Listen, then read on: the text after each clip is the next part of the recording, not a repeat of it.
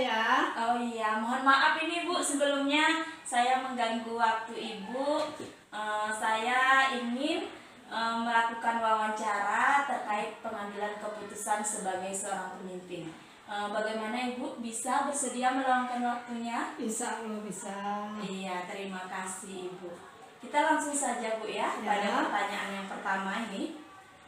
Selama ini bagaimana Ibu dapat mengidentifikasi kasus-kasus yang merupakan dilema etika atau bujukan moral? Tentunya di lingkungan sekolah kita ya Bu. Hal yang saya lakukan adalah mengenali kasus dengan menggali seluk-beluk kasus secara mendalam, berkomunikasi dan berdiskusi dengan pihak yang terlibat, baru ditetapkan termasuk kasus apa. Oh iya, berarti Ibu kenali dulu Bu ya kasusnya. Iya, luar biasa Ibu. Nah, ini pertanyaan yang kedua Ibu. Selama ini bagaimana Ibu menjalankan pengambilan keputusan di sekolah ini? Terutama untuk kasus-kasus di mana ada dua kepentingan yang sama-sama benar atau sama-sama mengandung nilai kebajikan. Nah, bagaimana caranya Bu? Jika kasus yang saya hadapi keduanya benar, saya akan mencari nilai apa yang bertentangan untuk individu atau orang banyak karena adil, kasihan. Oh iya, karena kadang-kadang kita mengambil sebuah keputusan itu bisa jadi karena kasihan, karena juga kita harus adil dengan orang lain. Iya. Ini kita lanjutkan pertanyaan yang ketiga Ibu.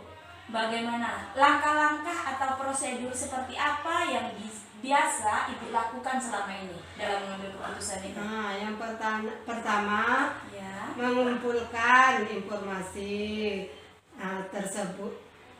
tersebut kasus, kedua nilai apa yang ada di dalamnya, lalu mendiskusikan dengan rekan guru,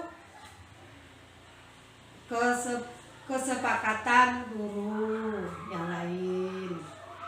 Iya, berarti sangat terstruktur Bu ya. Mulai dari Ibu tentukan dulu kasusnya, kemudian Ibu diskusikan, baru disepakati. Nah, berarti di sini terjadi kolaborasi ya Bu ya.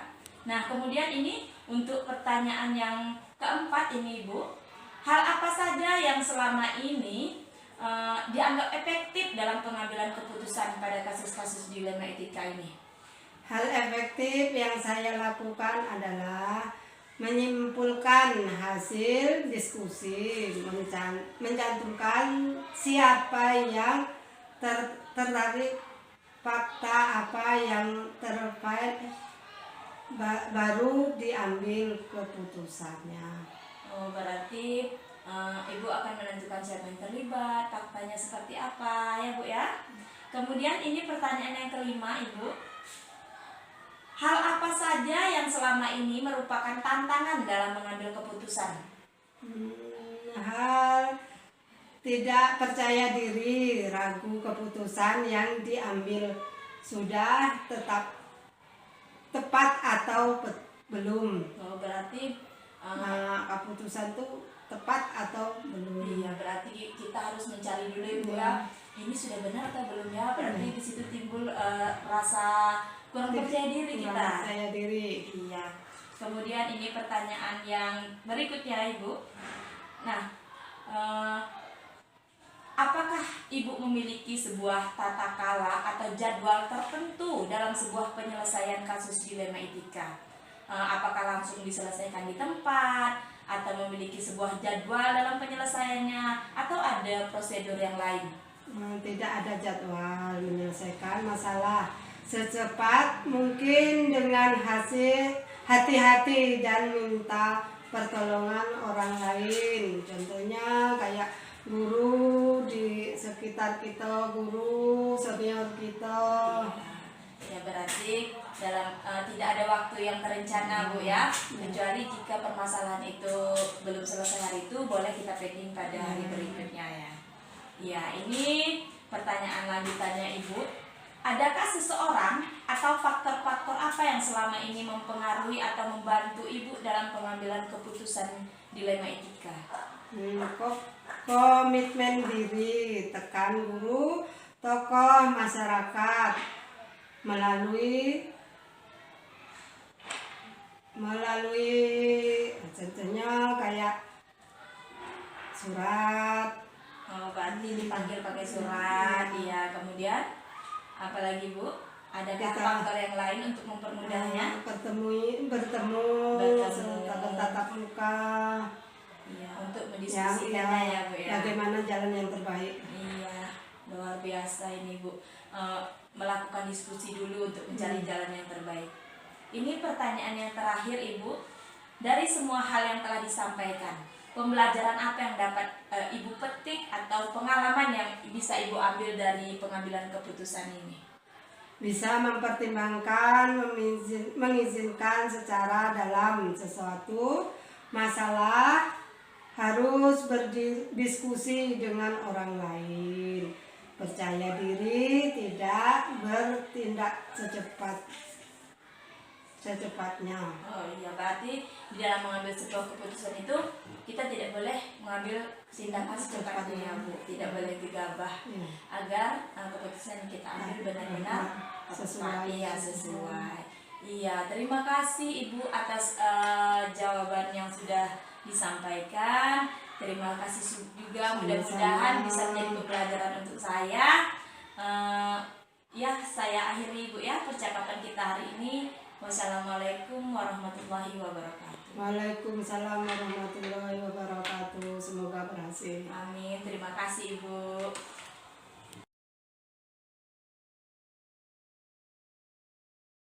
Assalamualaikum Ibu. Waalaikumsalam warahmatullahi wabarakatuh. Ya, mohon maaf Ibu ya, saya mengganggu waktunya hari ini. Terlebih dahulu saya perkenalkan diri saya sendiri dulu. Saya Disdana Prisabela Bu dari SMP 1 Atap Magetan.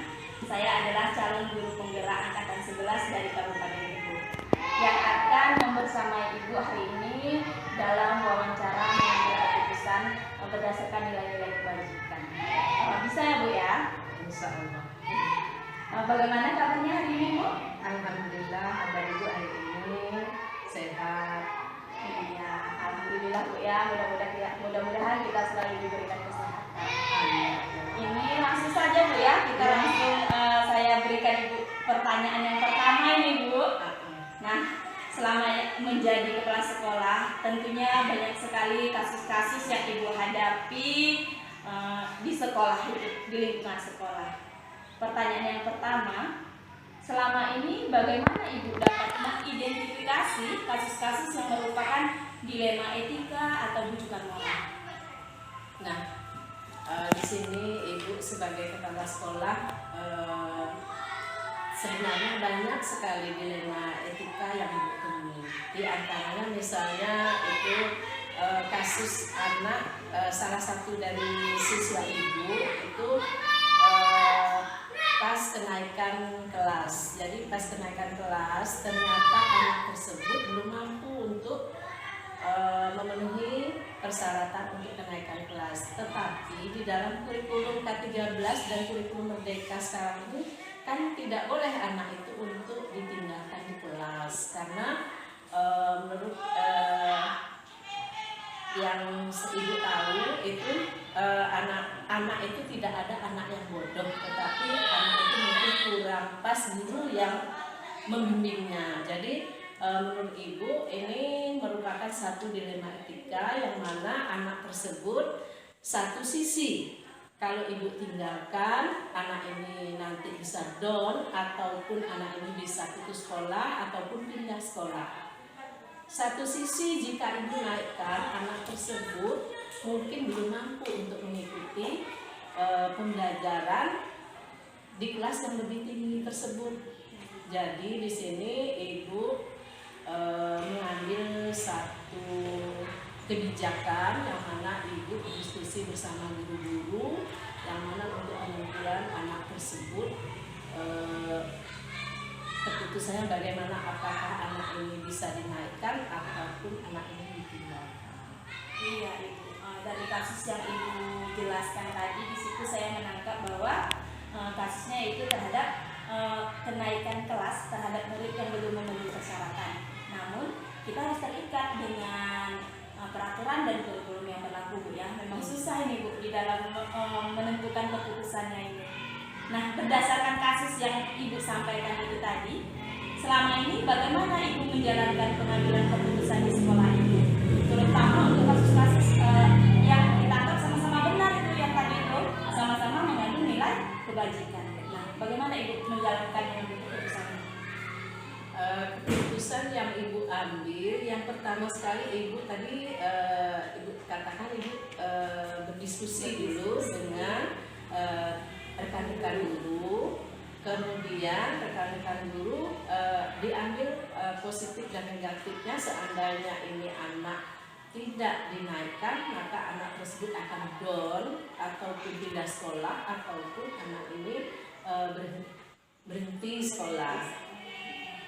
Seandainya dinaikkan, anak tersebut akan mengalami beban yang lebih berat lagi. Takutnya tidak bisa mengikuti ya, Bu ya, mengikuti pembelajaran yang lebih tinggi di kelas yang di atasnya tersebut. Jadi kemudian Ibu mengambil satu kebijakan, yaitu Ibu memanggil orang tuanya dari anak tersebut. Setelah Ibu panggil orang tuanya dan Ibu beri pengarahan tentang anak kita ini karena belum begitu mampu. Nah, orang tuanya pun sepakat untuk anak dinaikkan ke kelas yang lebih tinggi, tetapi dengan catatan kita harus sama-sama membantu anak kita tersebut. Iya, setuju sekali, Bu ya, dengan cara Ibu mengambil keputusan melibatkan rekan guru, kemudian melibatkan orang tua murid. Nah, langkah-langkah atau prosedur seperti apa yang biasa Ibu lakukan selama ini? Masih berkaitan dengan anak yang tadi yang kenaikan kelas itu kenaikan tadi, ya. kelas tersebut. Langkahnya bagaimana Ibu melakukannya selama ini? Hal apa dulu yang akan Ibu lakukan? Hal yang Ibu lakukan pertama sekali yaitu Ibu itu rapat wali kelas untuk kenaikan kelas. Jadi setiap guru kelas, karena Ibu kan guru SD, jadi guru kelas itu Ibu kasih pertanyaan apakah mulai dari kelas 1 sampai kelas 6 itu anaknya bisa naik kelas semua atau belum. Kemudian yang kelas 6 ini dirapatkan sendiri. Kemudian dari hasil rapat tersebut guru memberikan masukan bahwa anak ini memang belum mampu untuk mengikuti atau naik kelas ke jenjang yang lebih tinggi tersebut. Kemudian langkah yang kedua itu tadi kami mengambil satu keputusan, jika anak ini dibantu di rumah, maka anak tersebut akan mudah-mudahan akan lebih baik ke depannya, begitu. Iya, Ibu. Tadi ada beberapa langkah ya, Bu ya, yang Ibu sampaikan. Ini pertanyaan selanjutnya, Bu. Hal-hal apa saja yang selama ini Ibu anggap efektif dalam mengambil keputusan pada kasus-kasus dilema etika? Yang Ibu anggap efektif itu seperti apa? Menurut Ibu, hal yang paling efektif untuk mengambil satu keputusan itu, yang pertama itu Ibu yakin dengan diri sendiri. Kemudian Ibu komitmen. Yang ketiga, Ibu harus menjaga kekompakan di antara kami guru-guru di sekolah ini. Iya, berarti berdasarkan hasil kolaborasi dengan kawan-kawan nanti, maka timbullah suatu keyakinan dalam diri Ibu, kemudian bisa menentukan komitmen apa yang akan Ibu putuskan selanjutnya. Iya, ini pertanyaan selanjutnya, Ibu. Hal apa saja yang selama ini merupakan tantangan dalam mengambil keputusan pada kasus-kasus dilema etika ini? Pastinya Ibu menemukan suatu tantangan yang Ibu hadapi ketika mengambil keputusan. Apa itu misalnya? Tantangan yang terberat itu ketika ketika ibu mengambil satu keputusan, ya pertama saya resiko. Kita harus berani mengambil resiko. Resikonya ini akan berdampak kepada anak-anak yang lain. Contohnya ini anak yang di kenaikan kelas ini. Nah ini tantangan yang sangat ibu rasakan itu pertama sekali itu adalah dari orang tua. Dari orang tua murid. Jadi orang tua murid ini ada yang bisa menerima jika anaknya kita panggil, kita beritahu, ada yang bisa menerima, tetapi ada juga wali murid yang tidak bisa menerima karena orang tua atau wali murid tersebut mereka yakin bahwa anaknya tersebut mampu dan bisa, di rumah katanya anaknya pintar. Nah, begitu. Iya, sulit sekali ya Bunda di dalam mengambil keputusan ini. Nah, kemudian apakah Ibu memiliki sebuah tata cara atau jadwal tertentu dalam menyelesaikan sebuah kasus dilema etika itu? Apakah Ibu langsung menyelesaikan di tempat atau memiliki sebuah jadwal untuk menyelesaikannya? Bentuk atau prosedur seperti apa yang dijalankan? Mungkin Ibu ketika hari itu mau kenaikan kelas langsung dirapatkan atau sebelum itu sudah dibahas? Bagaimana ya? Ya sebenarnya ibu tidak mempunyai tata kelola yang sudah terencana, itu tidak ada. Tetapi untuk kasus-kasus seperti ini, contoh yang kenaikan kelas itu memang setiap akhir tahun ajaran itu kami selalu mengadakan rapat sebelum pembagian rapor. Jadi untuk jadwal yang sudah ditentukan itu tidak ada. Jadi ibu mengambil satu keputusan itu berdasarkan permasalahan apa yang terjadi, maka ibu waktu itulah mengajak rekan-rekan untuk bermusyawarah, kemudian mengambil satu keputusan. Jika memang keputusan tersebut tidak selesai, maka kami akan pending untuk beberapa hari, kemudian kami bahas lagi sampai permasalahan tersebut tuntas. Ya, luar biasa Bu ya. Ini masih ada 2 pertanyaan Ibu. Pertanyaan yang berikutnya yaitu, adakah seseorang atau faktor apa yang selama ini mempermudah atau membantu Ibu dalam pengambilan keputusan dalam kasus-kasus dilema etika ini? Sebenarnya banyak sekali yang terlibat di dalam ibu mengambil satu keputusan tersebut. Yang pertama sekali tentu keyakinan ibu, yang kedua itu adalah rekan-rekan atau teman sesama guru, kemudian keluarga, itu dilibatkan juga, kemudian tokoh yang bisa ibu mintai pendapat tersebut. Berarti di sini Ibu melibatkan tokoh masyarakat yang dianggap mampu untuk mengambil keputusannya nanti. Iya, ini pertanyaan yang terakhir Ibu. Dari semua hal yang telah disampaikan itu tadi, pembelajaran apa yang dapat Ibu petik dari pengalaman dalam mengambil keputusan itu? Pembelajaran yang ibu dapatkan dari pengalaman-pengalaman tersebut, yang pertama sekali tentu ibu dalam mengambil satu keputusan tidak boleh gegabah, atau ibu mengambil satu keputusan itu harus dengan teliti, kemudian ibu mengambil keputusan itu harus ibu lihat dampak atau efeknya, apakah ini menimbulkan efek yang bagus atau efek yang tidak bagus. Jadi ibu harus benar-benar berpikir bahwa keputusan tersebut tidak boleh diambil dengan gegabah, kemudian ibu komitmen, kemudian ibu menghargai sesama rekan guru atau tetap menjalin silaturahmi di sekolah ini dengan baik. Iya, luar biasa sekali Ibu ya di dalam mengambil keputusannya itu tadi. Di sini saya sudah mendapatkan beberapa pembelajaran juga untuk diri saya nih Bu di dalam mengambil keputusan, di mana kita harus tidak boleh gegabah, harus teliti, kemudian kita harus berpikir jangka pendeknya seperti apa, jangka panjangnya seperti apa, ya kan Bu, seperti itu. Iya, luar biasa Bu atas percakapan kita hari ini. Terima kasih banyak loh Bu, sudah memberikan pembelajaran juga buat saya. Mudah-mudahan nanti di lain waktu kita bisa melanjutkan kembali percakapan ini Bu ya. Nah, saya terima kasih sekali nih Bu. Iya. Mudah-mudahan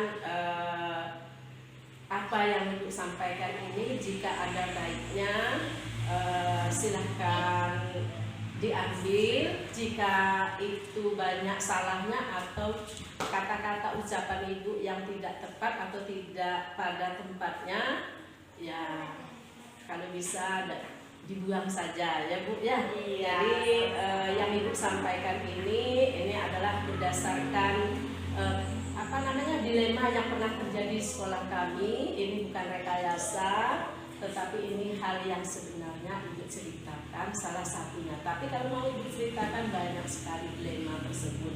Tapi alhamdulillah berkat kerjasama kami di sekolah ini, kekompakan kami di sekolah, semua permasalahan tersebut insya Allah dapat diatasi. Terima kasih banyak Bu sudah meluangkan waktunya dalam percakapan saya hari ini. Nah, demikian Bu ya yang bisa saya sampaikan hari ini. Mudah-mudahan kegiatan kita hari ini bermanfaat. Saya akhiri. Wassalamualaikum warahmatullahi wabarakatuh. Waalaikumsalam warahmatullahi wabarakatuh.